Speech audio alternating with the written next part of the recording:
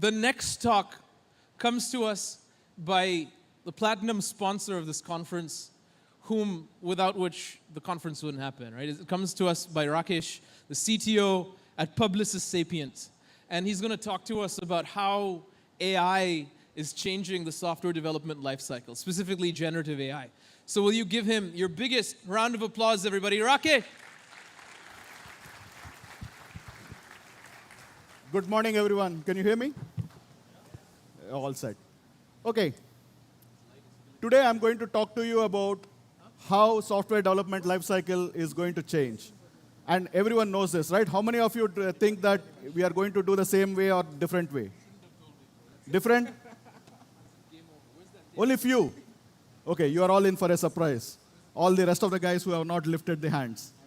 Now, what do I mean by software development lifecycle, right? The way we code, the way we create stories, the way we test our applications, the way we deploy our applications, everything is changing. Actually, the whole world is changing. Don't you agree? Every single application is getting AI features. Every single, including farmers are using AI right now. Doctors are using AI right now, right? So everywhere AI is being used to change it. But we as software engineers, I think we are going to be the first ones to adopt any new technology. It is going to change our lives so drastically, right? I think it is as big as a shift as it happened from 1970 when we went from tape drives, right? How many of you have ever seen a punch card tape? Have you seen a physical punch card tape? The oldest guy there, someone lifted the hand with no hair. Yeah, congrats. I actually have seen tape where you have to type and then it puts a hole inside it. That is your software program when you load it and it actually runs, right? So that tells you my age. So I want to just go in. I'm the CTO of Publicis Sapient. How many of you have heard of Publicis Sapient? Great. Awesome. I'm glad to hear that. Like, we have almost the largest number of front-end developers in India. We do a lot of React work. We are known for our front-end technologies back in 2000s, but now we are a digital business transformation companies. We work on the whole stack. I just wanted to talk a little bit about you because they gave me a big screen, so I thought I'll put a big photo of myself and talk about myself. No, just kidding. I just wanted to talk a little bit about why I'm talking about software development lifecycle. This is something which I have been doing for last 34 years, right? As a software engineer, you know every 2 years you'll get a new framework, new technology, new language, and the list keeps going on, right? Like, there is no end to this list.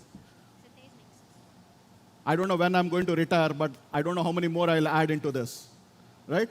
It is very normal, right? Like, one day someone in my office asked, like, what did you learn, right? I was talking to them, all of you should be learning. What did you learn? So I started listing which year, what I learned. Obviously, I'm not expert in all of them. I just did a little bit of each one of them.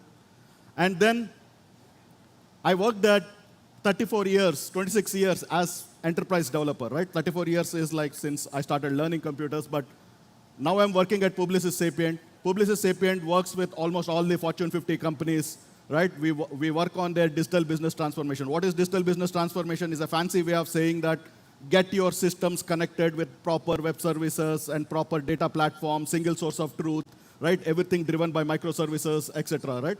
So that is what digital business transformation is. And people used to have individual systems, like they have their own web commerce system, they have own Hybris. That is how people used to work like. But now we have common services and you have multiple apps talking to a single service. That is what I was doing at Publicis Sapient, right? We handle, for example, Black Friday is coming up. Last year for Black Friday, the systems which was built by Publicis Sapient handled about $1 billion of transactions in 3 days. So you can understand the scale. Before that, I was there at Amazon Shipping. I was one of the founding members of Amazon Shipping. We built a package. We built the package handling system, which handles 1 billion packages, each one with about hundreds of scans. So, and then before that, I was there with Tesco. Some of the Tesco folks out here, my old friends out here. There, I built the grocery system, the international, before all the grocery systems which you see, we were building it from 2006, 7. Right? Online grocery systems and mobile apps, etc. Right? Like, handling grocery systems across 13 countries is a unique challenge on itself. Before that, I was working at Citadel.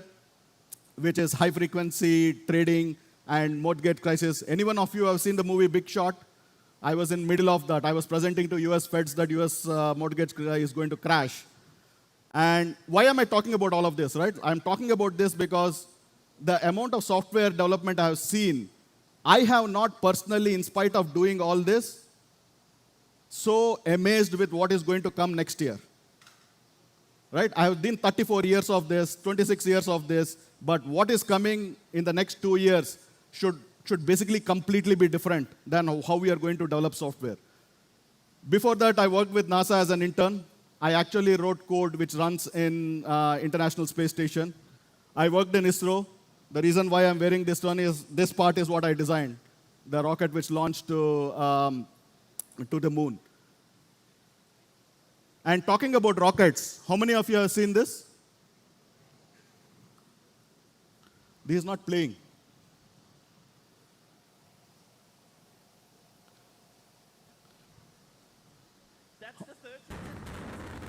All of you have seen this? This happened 2 days, 3 days back.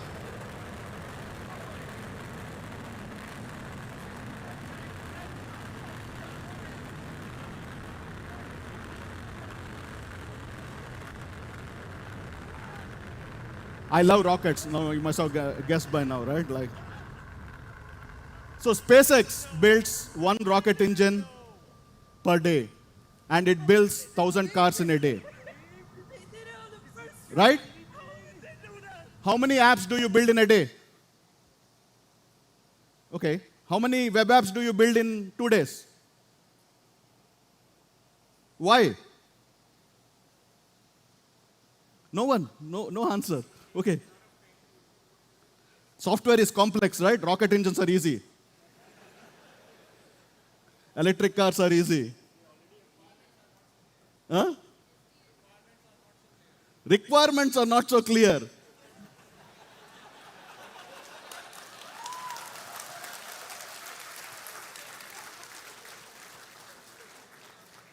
Elon Musk didn't know until 2 days before the launch whether he could launch or not. Right? FAA didn't give the license. They launched the rocket 5 hours after they got the license. Great. This is the latest example. I want to.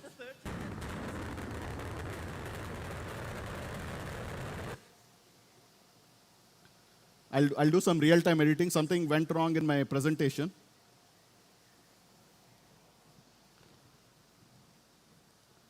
This is the latest examples of requirements not being clear. This news is as of yesterday. They built a GPU farm of 100,000 GPUs, right, for X.AI. The NVIDIA CEO, the people who supplied the GPU, said that it's going to take them 4 years. They did it in 19 days. Requirements are not clear. I think the reason why I put that slide, sorry, let me go back. The reason why I'm telling you these examples is we are all very lucky, and I'm really lucky, right? I'm reaching to the end of my career. I got away with the statements like software is complex, requirements are not clear, right? You don't understand what software is, right? It is a very complex process. We are running out of that excuses, right? Like this one guy is not helping us, right? Now, no longer you can go and say, no, app takes a long time to build, right? Like people are expecting it to be built. So we need to change. We need to change how we are going to sort of look at, or the world is changing. It is going to force us upon us. So we looked at it and say, what do we need to change? Great. Everyone knows that we need to change, but how do we need to change? So what we said is you need to change in terms of 3 dimensions. One is you need to have new skills, right? All of you are React developers, but you need to go beyond React, right? And I'm sorry to say this, but I don't know how long it will take, maybe a year, 2 years before you are not going to have a React conference. You are going to have an engineering conference, not a React conference. Right? It doesn't matter. Right? Skills are going to be different. Right? Or it's going to be some other new UI things. Maybe it may have like new holographic displays and you might have a conference on that. But it's going to be a different thing. Right? It is going and it's changing faster than thing. Next thing is you need to use new tools and platforms. How many of you are using Copilot? How many of you are using Cursor? How many of you are using, what is the next favorite tool? Perplexity. The Perplexity is just the web UI. I'm talking about the coding editors. But fine. How many of you used them 1 year back? Right? And how many of you will use it more in future? All of you. Right? So basically we are getting new tools and platforms which didn't exist. Right? So just having new skills, new tools and platforms is not going to be enough. You need to work in a new ways of working. Right? It is basically like saying that if you got a Ferrari and you drive it like a bicycle, will it work? Right? You need to learn how to drive a car, new skills. You need to have a new roads where you're going to drive it. Right? So you need to, just by using AI and doing the same old stuff what you're doing in the past is not going to take you anywhere. Right? Like a caterpillar will become a faster caterpillar. You want to become a butterfly. Right? In order to become a butterfly, you need to transform yourself. So what are we doing at Publicis Sapient for each one of them? These are some of the things which we are internally investing in. So we basically are looking at all of our engineers to learn AI engineering skills. I'll talk a little bit about what AI engineering skills are. We are developing our own platform. We are calling it the Slingshot platform. And this is like, it is just not a code editor. It is not just a design to code converter. It is across entire SDLC lifecycle. If you talk about, when I say Office, Office is not just Word or PowerPoint or Teams. It is the entire suite of applications which will maintain the context. One thing AI is really good at is if you give them good context, you'll get good results. So you need to have tools tied in. That will be the biggest challenge. All the tools are great right now, but they are in silos. Right? The code generation tool doesn't know what is the context of the story, or the story didn't know about what bugs were generated in the testing so that the acceptance criteria can be updated. You need to sort of tie all of them into one piece, and then the AI tools will become really powerful. Right? And the third thing what we are sort of doing, and this is really close to my heart, is Agile has been there for how many years? Can any guess? When was the Agile? 26 years. Close. It's 24 years.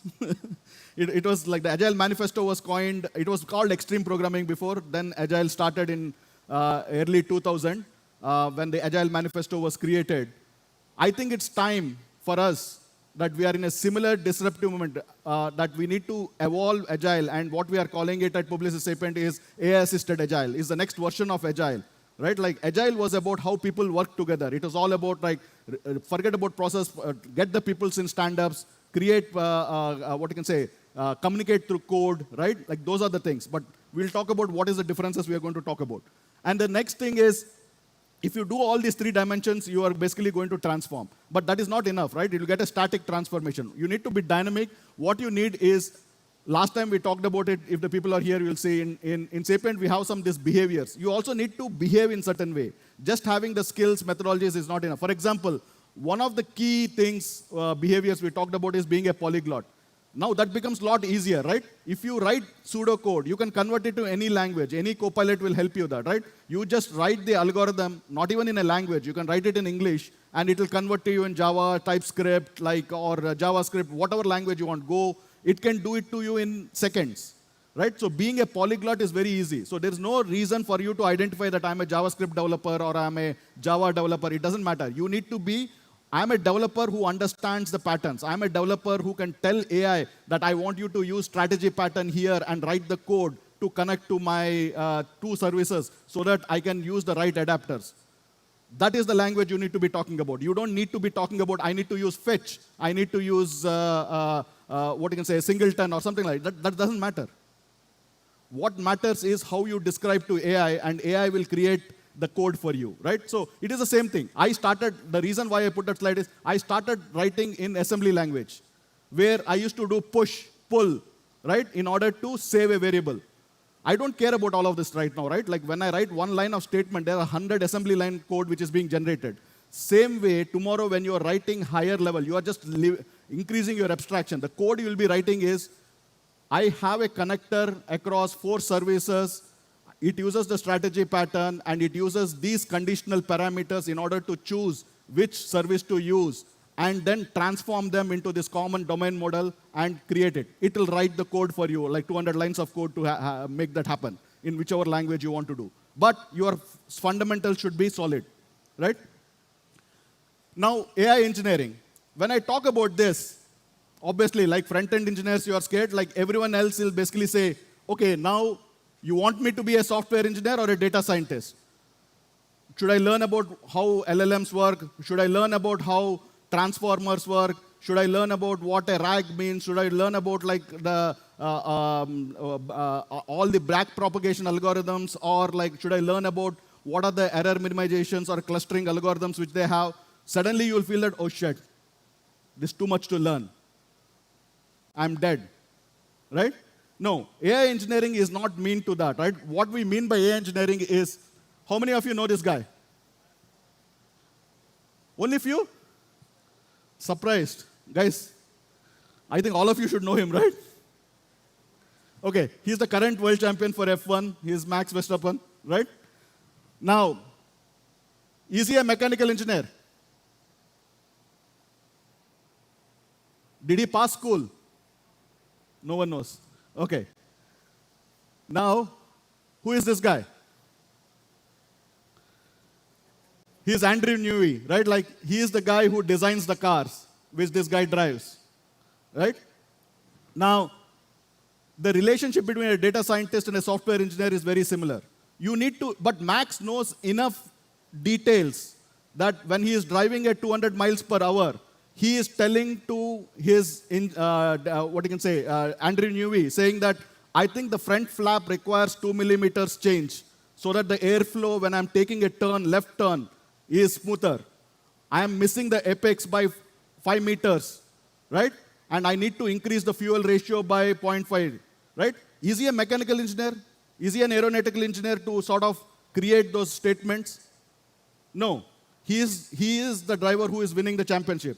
Same way, every software engineer should be able to tell to your data scientist how the AI model needs to be tuned so that their job will become easier. So you need to know enough concepts. That is what AI engineering is. You need to know enough concepts about how the LLM is responding to the context, how the LLM is responding to the prompt, how the LLM is responding to the plan which you are sort of giving it, and give that feedback back so that like the data scientist can tune it and put the right algorithms and give it. You should know enough concepts. It doesn't mean that you need to be experts. So all of you should know enough AI concepts and data concepts so that you can talk to the people who are actually building the stuff. Make sense? That is what AI engineering is. So all of you need to become from software engineers to AI engineers. That's really important because AI is going to be, 80% of your work is going to be done by AI.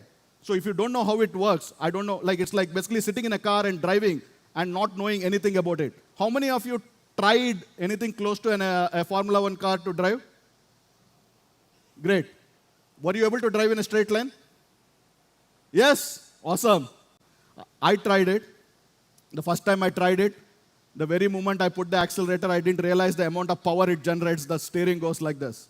Just to hold it straight was so impossible. Of course, it will self-correct. But what I'm trying to say is, AI is like that. The way you start using it is becoming more powerful and powerful. If you don't know how to control it, you will just go and crash. The first turn, you will go and crash. You will never finish one lap. It looks so easy for the people who are going to use it. So all of you become the people like him, use it. Second thing, these are the two guys I hope you guys know. See, AI will make us all productive. One of the questions people are asking is, okay, do we require less software engineers? Because it's going to make us productive.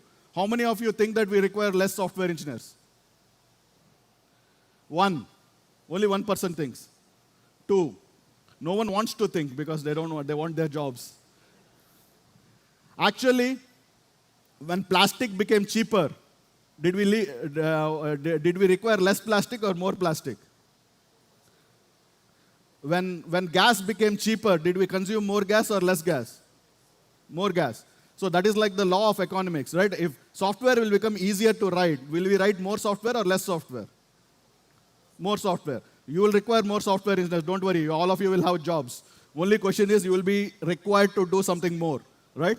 So what will happen is we will have different types of software. Right now, the limiting factor is software is costly to develop, so we develop less of it, right? So software becomes easier. You will aim for bigger things, like catching rockets of the air. What do you think made it possible? Software or hardware? Both. Yeah, answer is both, but predominantly it is software. It's a control system software, which is able to sort of run at like 5 gigahertz and control the rocket motors so that like it's taking all the inputs and just balancing like a pole on your finger. Right? It's a control system software. So all these guys are saying that if you are more productive, your investors will give you more money because you are able to produce. It is not that you will get more money. With more money, you will hire more people because you have more ideas to do. Everyone has ideas. Everyone has 10 ideas to do. Only limiting factor is how well you can execute. So if execution becomes easier, you will do more stuff, right? The reason why every search box in every website you see is not a Google, why do you think it's not a Google? Because it's difficult to do, right? How many websites, when you type 4 words, completes your intent?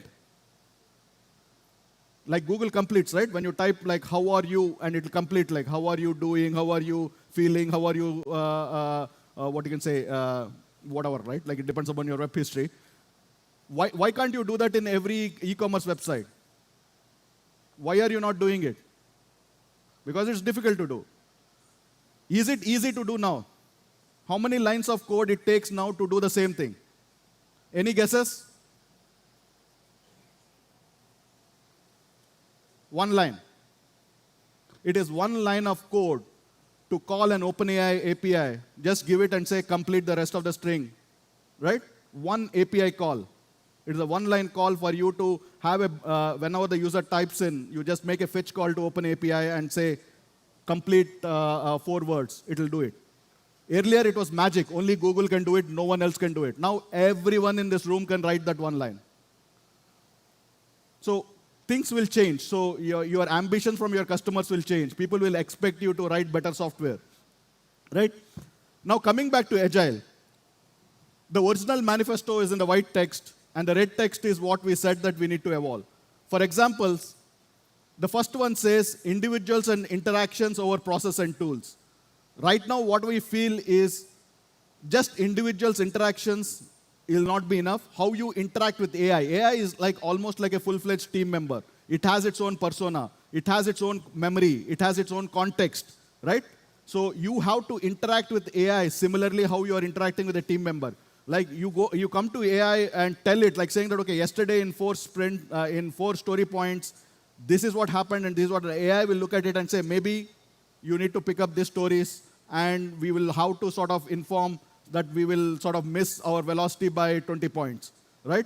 So AI will have the context and the AI will participate in your daily stand-up and give you suggestions, saying that based on what happened yesterday, this is my insights and this is what you should be doing. It's pretty easy to do it right now, and we are actually doing it. We call it AI Scrum Master, but things like that will change. So your developers interacting with AI will become very crucial. I almost give this example of Star Wars. In Star Wars, every pilot has an android behind them, right? Have you seen that? And their interaction, like the android takes care of like complex navigation things, the pilot takes care of the decisions, right? Which one to shoot, where to go, and all that. It is going to be the similar. You will still be driving it, but the AI will do all the complex heavy lifting for you, right? It will take care of most of the things for you. The interaction between you two will become crucial, right? So this is another question which I asked us, like with AI, are you going to have more individual contributors or more managers? Raise your hand if you think that there are going to be more individual contributors. Raise the hand when you think that there are going to be more managers. Very few. Okay, the guys who said that individual contributors. So you want AI to manage you and you will be the individual contributors, or you want to be the managers and AI to be the individual contributors? Which is better? Which is better? Obviously, everyone will say, I want to be the manager, right? Like, I want AI to do the work. No, but it is really important for us to understand this. What does it mean? You need to have managerial skills, everyone, because you are going to be managing the agents. You will basically write a deployment agent. You will have a testing agent. You will have an agent which basically does the acceptance verification, right? And they all need to work in a synchronization. You as a manager, you have a virtual team of agents. Each agent is like a person. So if you don't know how to manage, how to audit, how to review, how to assign work to them, you will be left behind, right? So then you will do the individual work, AI will tell you what to do. So you have to choose what you want to be, right? So all of you pick up a little bit of managerial skills and manage your AI, otherwise it will manage you, right? Let us see how far we'll resist. The second thing is, this one is, in Agile, we always used to say, that is the only statement which most of the developers remove. Working software over documentation because I don't want to write documentation, right? I'm following Agile. That was the only thing which I used to follow in Agile. But right now, it's the next level. It is not about working software because AI will write a software which works. The question is, can you explain why AI wrote the code which it wrote? That will become really important. 80% of your code will be generated, and people are going to ask you, why was this code generated, not some other code? Why was this pattern chosen, why not the other pattern? Why was this check avoided? Why was this check added?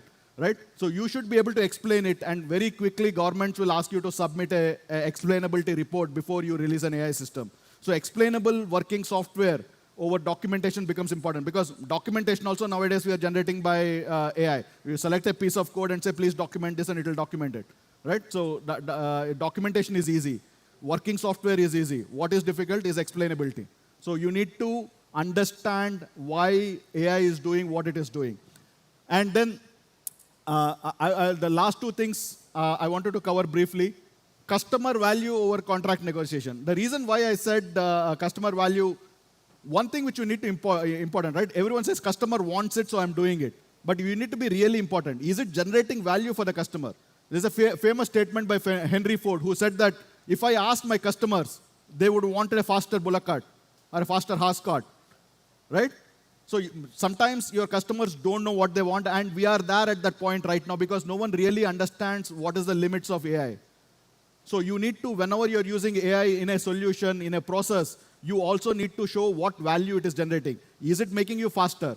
Is it creating more value for you? Is it actually increasing the quality? The speed, value, quality, access, you need to explore each one of them, right? And only then you will be able to sort of do that. And then coming to AI should not, like as software development we are talking about, is not just about using it in your code. You have to start from your strategy phase, right? Strategy phase means, oh, I want to now accept a new payment provider. That is a strategy, right? Like someone came up with that strategy. You need to use AI to best. Now I can go to Perplexity, someone said. And I said, like, why should I use Google Pay in my application which I order tires for? It will give you 100 reasons and 100 hypotheses, right? Then I can ask the next question, saying that, okay, what parameters I should check for to ensure that Google Pay is giving me the return on value by adding one more payment provider, right? Is it helping the customers? Is it increasing the complexity? Is it like adding more orders to my website, etc., right? That is strategy. Now, next comes product. Once the strategy hypothesis, you use AI to sort of generate all the hypotheses. Product is you design the feature, saying that, okay, the button should be placed at the checkout portion or at this place and whatever it is, right? Like you write the product feature saying, I want you to integrate Google Pay, it should integrate with this bank, this database, this audit, etc., right? And then comes the experience part. You will basically, experience part is, okay, how big the button should be, where the button should be placed, should we tell the users that, okay, you have a new payment option you can use, etc., right? Like, so people need to know. And then comes the engineering part. This is where you will basically say, okay, this is the story, can you generate me a code? I can just type it and say, okay, generate me an, React component which calls Google Pay. Your copilots will generate it for you right now. Then comes the data part. You need to basically go and say, now that I implemented a system, what data should I collect so that I can validate my strategy hypothesis, I can validate my product hypothesis, I can validate my experience hypothesis, and then I can validate that the engineering, that everything is working, right? So you need to collect data, and like it should have a closed loop. At Publicis Sapient, what we call it is speed. The way we are developed is like basically we are divided into these 5 categories. So we have strategy people who work with the C-level leadership, in determining what the strategy is. Then we have product people who work with the product teams to come up with features. Then we have experienced teams designing it. And all of them, we are using a common AI platform so that the value statement which was created, so that when you're implementing a story at a Copilot level, saying that, okay, now I'm implementing a Google Pay provider, it knows the context. Why are you implementing the pay context? Because you wanted to provide an option to the user. So then it's, if it has to be an option, I need to put both of them together. That's what AI will know. So the context is important. Right? Otherwise, it will say, okay, fine, you click next and go in the next page, I'll put that. Right? Both of them are working codes, but you should have the context of the hypothesis based on which you are generating the code. Right? So doing all of this and using AI across the cycle is what is going to make it successful. So I'm going to stop here. This is what I presented last year at React conference, almost at the same time. There I talked about saying that, look, everyone has ideas. Every one of you has ideas for anything like apps, like what you can do better. Yes, because they say ideas are cheap. Everyone has ideas. Now we have resources. Now we have LLMs which can run on your laptops. You no longer need subscriptions to run on this. How many of you are running LLMs on your local laptops? Few of them. Most of you should try it, right? It's pretty easy. It's just one click download and you'll be able to run it in your laptops. So resources are easy. Or cloud, most of the even LLMs, they provide free tier until certain things, right? Now, skills was always difficult, right? Even if you have ideas and resources, if you don't know how to use them, what will you do? Right? You can't do much. But skills are also become cheap right now, right? You can tell Copilot, even if you don't know any language, I don't know, what you can say. I'm not an expert in Go, for example. But I can just go and tell him, saying that this is my algorithm, or I can even paste, in JavaScript, I can write an algorithm and say, convert it to Go, it will convert it. Right? So skills are also easy. Right? You can ask Copilot and it will do that. In plain English, you can ask it. So what is important is creativity, right? So what is remaining is creativity. This is what we talked about. How creatively you are going to use your skills, how creatively you are going to change your processes, how creatively you are going to use your tools and platforms is going to determine whether you are going to be successful or not. Right? So I'll end my talk here. Thank you.